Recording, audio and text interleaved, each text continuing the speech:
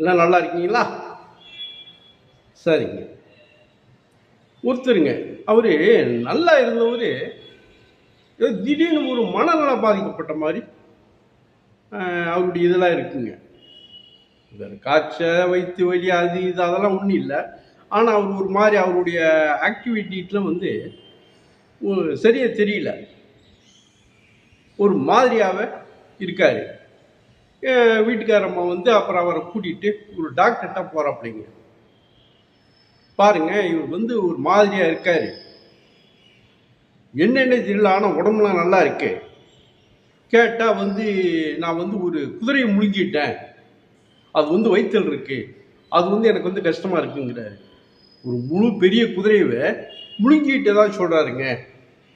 பாருங்கள் என்ன ஏதுன்னு பாருங்கள், கொஞ்சம் நல்லா செக்கப் பண்ணி பாருங்கள் அப்படிங்கிறாங்க.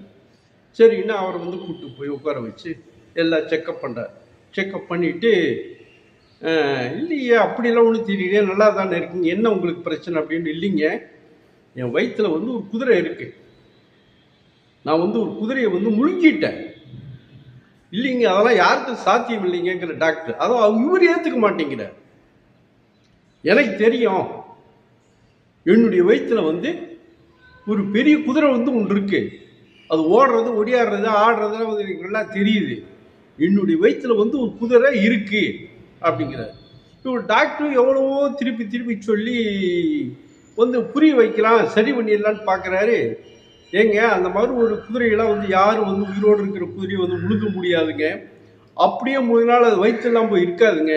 இல்லைங்க டாக்டர், நீங்கள் சொல்கிறதெல்லாம் நான் ஒத்துக்க மாட்டேன், என்னுடைய வயிற்றில் ஒரு குதிரை இருக்கு அப்படி திரும்ப திரும்ப அதையே சொல்லிக்கிட்டு இருக்காருங்க. டாக்டருக்கு வந்து சரி, இவருக்கு வந்து இவர் பாணியிலே போய் தான் இதை வந்து சரி பண்ணணும், வேற ஒன்றும் வழி இல்லை அப்படின்னு. சரிங்க, அப்போ நம்ம வந்து ஆப்ரேஷன் பண்ணி பார்த்துடலாம், உங்களுக்கு வந்து ஒரு ஆப்ரேஷன் ஒன்று பண்ணி அந்த குதிரையை வந்து எடுத்துடலாங்க. சரிங்க அப்படிங்க. அப்புறம் ஒரு நாள் ஃபிக்ஸ் பண்ணி இவர் வர்றாருங்க. வந்து இவரை படுக்க வச்சு மயக்க மருந்தை கொடுக்குறாங்க.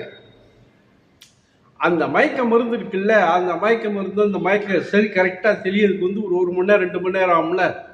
அதுக்குள்ள டாக்டர் வந்து முன்னே ஏற்பாடு பண்ணி வச்சிருந்துருக்கார். ஒரு குதிரையை கொண்டு வந்து ஆஸ்பத்திரியோட வெளியே கேட்டில் வந்து கொண்டு வந்து கட்டி வச்சுட்டாங்க. வேற ஒரு குதிரை, அந்த குதிரையை வந்து கொண்டு வந்து ஆஸ்பத்திரியோட கேட்டில் கட்டி வச்சுட்டாங்க. இவர் வந்து மயக்கம்லாம் தெளிஞ்சு முழிக்கிறார்.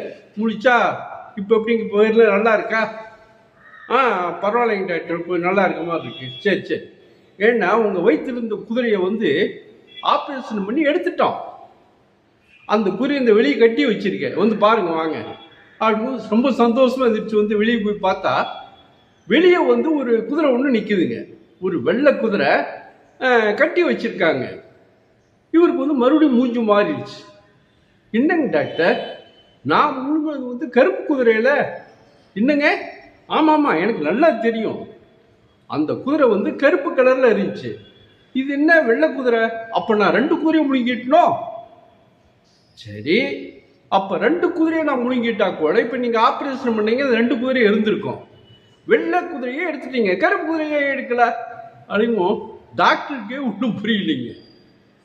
டாக்டருக்கு மண்டை காஞ்சி போய், சரி நீங்கள் ஹாஸ்பிட்டல் டைம் ஆனால் முடிச்சு போட்டு வாங்க, நான் வீட்டுக்கு போயிடுன்னு சொல்லி டாக்டர் வீட்டுக்கே போயிட்டேன்.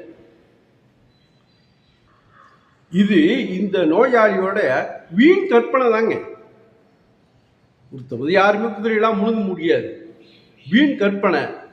இருந்தாலும் வந்து இவர் அதை நம்புறாரு, அதை வந்து சரி பண்ணுறதும் முடியாது.